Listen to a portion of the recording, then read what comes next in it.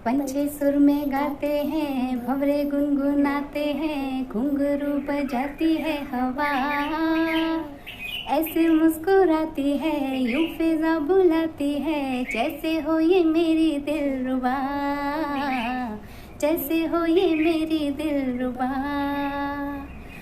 पंछी सुर में गाते हैं, भंवरे गुनगुनाते हैं, घुंघरू बजाती है हवा, ऐसे मुस्कुराती है, यूं फिजा बुलाती है, जैसे हो ये मेरी दिलरुबा, जैसे हो ये मेरी दिलरुबा।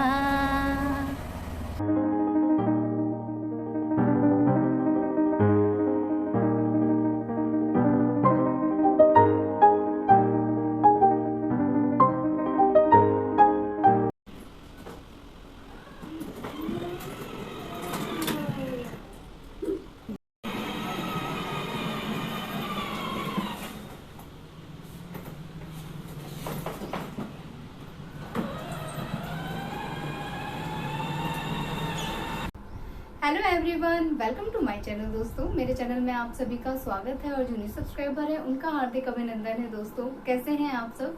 मैं अच्छी हूँ, लेकिन मैं अभी एक छोटी सी रेमेडी करने में लगी हूँ। मुझे गले में, यहाँ गर्दन में बहुत सारे 5-6 छोटे छोटे ब्राउन कलर के क्या बोलते हैं उसको, मस्से टाइप निकले हैं। उसको मस्सा ही बोलेंगे। बहुत छोटे छोटे राई के दाने के बराबर है और राई के कलर के ही हैं दोस्तों। तो ये मुझे तब हुआ था जब उत्कर्ष मेरे पेट में थे। उस टाइम पे ये थोड़े बड़े साइज के हो गए थे, लेकिन फिर अपने आप बिना किसी रेमेडी के, बिना किसी ट्रीटमेंट के ये दब गए थे।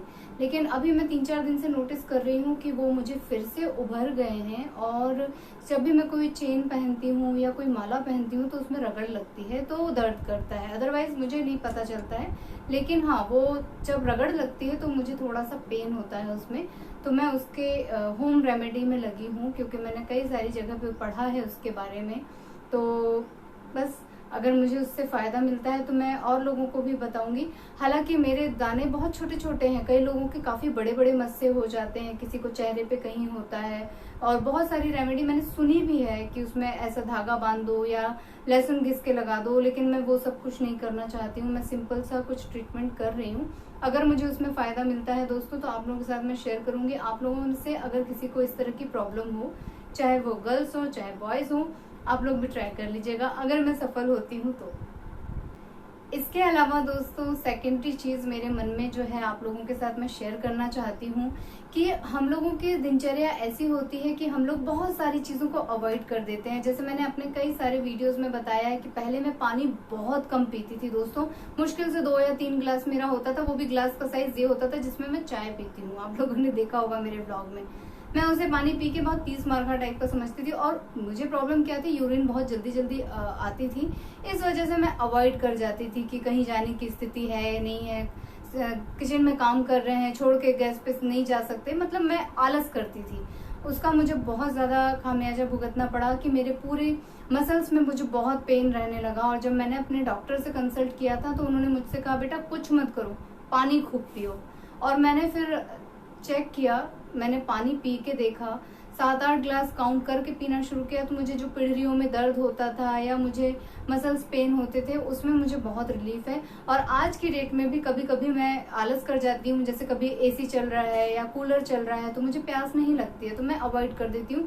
2 दिन बाद मैं देखती हूँ कि मुझे फिर से पिड़रियों में दर्द होने लगता है, पेन होने लगता है, क्रैम्प्स पड़ने लगते हैं। तब मुझे समझ आता है कि मुझसे कहीं कोई गड़बड़ी हो गई है। तो मैं फिर से रेगुलर पानी पीती हूँ बिना किसी से कंसल्ट किए और मुझे फिर उसमें आराम आ जाता है। तो पानी हमारे लिए बहुत जरूरी है। कई लोग उसे अवॉइड कर देते हैं, उससे बहुत सारी प्रॉब्लम्स होती है। क्रैम्प्स व्रैम्प्स ये तो बहुत चुटपुट चीजें हैं दोस्तों। हम पेन समझ के पेन किलर खा लेते हैं या क्रोसिन वगैरह खा लेते हैं कि बॉडी में दर्द हो रहा है, हालांकि पानी से ही वो ठीक हो जाता है। दूसरा, किडनी से रिलेटेड चीजें हो जाती हैं जो हमें पता नहीं चलता। अगर हमारी बॉडी अच्छी स्ट्रांग है, हम बहुत परहेज वगैरह कर रहे हैं तो बहुत जल्दी हमें सिम्टम्स पता नहीं चलते हैं। जैसा मेरे बाबूजी के साथ हुआ है, उनको किडनी की प्रॉब्लम है, उनकी आज तक बॉडी नहीं बोलती है, मतलब कहीं कोई स्वेलिंग नहीं, कहीं कोई परेशानी नहीं। तो आज तक हम लोगों को पता ही नहीं चलता अगर हम उनका full body checkup age wise ना कराते तो। हमें बाद में पता चला कि उनका क्रिएटिनिन 2 हो गया, 2 से 4 कर दिया डॉक्टर्स ने, और बहुत सारी चीजें इधर बीच हुई। लेकिन उसमें हम लोगों ने देखा कि जो होम रेमेडी होती है, अगर आपकी बॉडी का क्रिएटिनिन बढ़ रहा है, कंट्रोल नहीं हो रहा है, तो उसके लिए गोरखू का पानी हुआ, पीपल नीम के पत्ते का पानी हुआ, मेथी दाने का पानी हुआ, ये सब लेना चाहिए। और हम लोगों ने बाबूजी को दिया भी था, लेकिन उनको उससे कफ वगैरह की प्रॉब्लम होने लगी थी, तो हमने बंद कर दिया, जो हमारी बहुत बड़ी गलती थी। हालांकि हम लोग अभी फिर से गर्मी के दिनों में उसे चालू कर चुके हैं और काफी फर्क उनके अंदर दिखाई दे रहा है। लेकिन मैं ये सोच रही थी कि जैसे 40 पार जिनकी एज हो जाती है, मेरी है, इनके पापा की है, चाचा की है, हमारे एज ग्रुप के लोगों को भी ये ध्यान रखना चाहिए। 40-45 हमें बाहर नहीं लगाना चाहिए। हमें भी कम से कम महीने में 1 हफ्ते तो ये सारे पानी वगैरह पीने ही चाहिए। पीपल के पत्ते आपको आसानी से मिल जाएगी, नीम की पत्ती आसानी से मिल जाएगी, गोरखू आसानी से मिल जाएगा। आप उसे सुबह सुबह बॉईल कीजिए, काढ़ा आप 1 हफ्ते लगातार पी लीजिए, सुबह सुबह खाली पेट। तो अगर आपको किडनी की कोई प्रॉब्लम होगी, वो ऑटोमेटिकली वहीं सेटल डाउन हो जाएगी। दोस्तों, हमें उसके लिए इंतजार करने की जरूरत नहीं है कि अरे अब डॉक्टर ने बोला है तो ऐसा तो वैसा, क्योंकि इधर बीच हम लोग 3 डॉक्टर बदल चुके हैं और तीनों डॉक्टर्स का एक ही सेंटेंस है, किडनी के लिए कोई दवा नहीं है। दोस्त भाई बच्चों, हम तुम्हारे पापा की किडनी ठीक नहीं कर सकते हैं, बस ये कर सकते हैं कि जो क्रिएटिनिन है उसे डायलिसिस से घटा सकते हैं। उनका शरीर जो कमजोर हो गया है, यूरिन के थ्रू जो प्रोटीन वगैरह निकल रहा है, आप उनको प्रोटीन खिलाओ, ये डाइट दो, फिर से क्रिएटिनिन बढ़ेगा, फिर हफ्ते में डायलिसिस कर देंगे। तो ये उनके जो एलोपैथिक होती है उसमें किडनी के लिए कोई दवा नहीं है। लेकिन आयुर्वेद में है, आयुर्वेद में आपको बहुत धीमे धीमे धीमे धीमे रिजल्ट मिलता है दोस्तों। इसलिए जिनके पास बहुत ज्यादा टाइम नहीं है, जैसे 8 हो गया है, 7 हो गया है, तो उनको तो डायलिसिस करवानी पड़ेगा। लेकिन जिनका 2 है, 3 है, वो लोग काढ़े से, परहेज से ठीक कर सकते हैं, उसे बढ़ने ना दिया जाए, ये वो कर सकते हैं। तो मुझे ये लगा, जैसे हम लोगों ने अभी रेगुलर शुरू किया है कि बाबूजी के साथ, बाबूजी को तो रेगुलर हमें काढ़ा देना है क्योंकि उनका तो प्रॉब्लम है किडनी का, पर हम लोगों का नहीं है। लेकिन हम लोगों से भी पानी वगैरह अवॉइड हो जाता है, बहुत सारी चीजें हो जाती हैं, खान पान इधर उधर हो जाता है, तो उसके चलते हम लोग उत्कर्ष को छोड़ के घर के बाकी के लोग काढ़ा 1 हफ्ते महीने में 1 बार जरूर लेंगे। कम से कम जब तक ठंड नहीं आ रही है या जब तक हमें सर्दी खांसी की प्रॉब्लम नहीं हो रही है, तब तक तो हम इसे फॉलो करेंगे। और इन सब के कोई साइड इफेक्ट नहीं है, आपको कोई प्रॉब्लम नहीं होगी। सर्दी जुकाम खांसी, इनको हम साइड इफेक्ट नहीं मान सकते हैं। आपको और कोई पेन वगैरह नहीं होगा, कोई बड़ी बीमारी नहीं होगी, इनके फायदे ही हैं। गोरखू बहुत जगह काम आता है दोस्तों। जिन महिलाओं को गर्भाशय में प्रॉब्लम होती है, दर्द रहता है, उठने बैठने में तकलीफ होती है, चिलकन होती है हमारे गर्भाशय में, वो लोग भी गोरखू के काढ़े का यूज करती हैं और उन लोगों को बहुत लाभ मिलता है। तो इसी तरह बहुत सारे फायदे होते हैं। अभी तो मैं किडनी के नजरिए से बता रही हूँ क्योंकि वो ट्रीटमेंट हमारे घर में चल रहा है, इसलिए आप लोगों के साथ मैं इसे डिस्कस कर रही हूँ।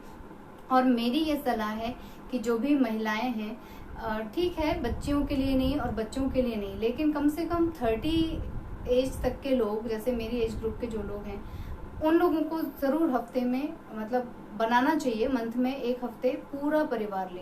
जैसे बीच में महिलाओं को कैंसर बहुत ज्यादा निकल रहा था, ब्रेस्ट कैंसर, तो ये तो वो, पथरी, बहुत सारी प्रॉब्लम।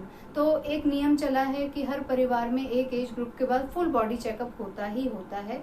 तो बहुत सारी डिजीज आपको पहले ही पता चल जाती है, आप उसे समय से क्योर कर लेते हैं।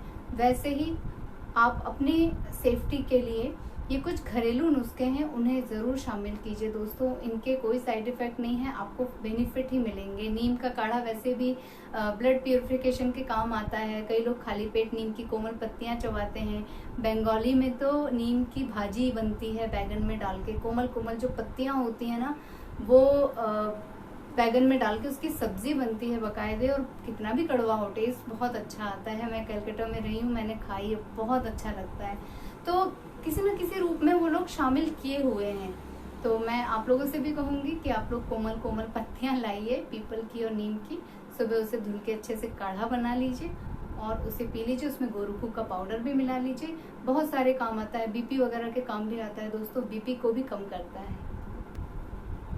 दोस्तों, यही थी मेरी एक छोटी सी नॉलेज जो मैं आप लोगों के साथ शेयर करना चाहती थी, और मैं चाहती हूँ कि आप लोग इसे फॉलो कीजिए, मैं भी फॉलो कर रही हूँ। हमारा स्वस्थ रहना बहुत ज़रूरी है दोस्तों।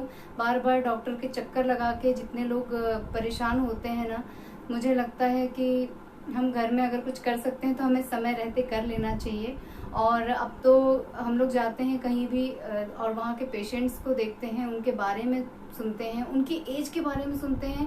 35 एज के लोग वहाँ बैठे रहते हैं किडनी डायलिसिस के लिए, तो हमको बड़ी घबराहट होती है।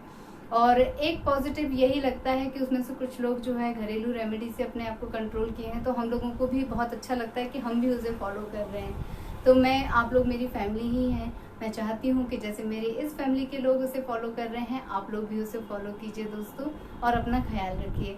इन्हीं बातों के साथ मैं आज का व्लॉग यहीं पे एंड कर रही हूँ। आप लोगों से लेती हूँ विदा और मिलती हूँ अपने नेक्स्ट वीडियो में। आप लोगों में से जो लोग नए हैं प्लीज़ मेरे चैनल को सब्सक्राइब कीजिएगा, वीडियोस को लाइक कीजिएगा और अपने फैमिली और फ्रेंड्स के साथ उसे शेयर कीजिएगा दोस्तों।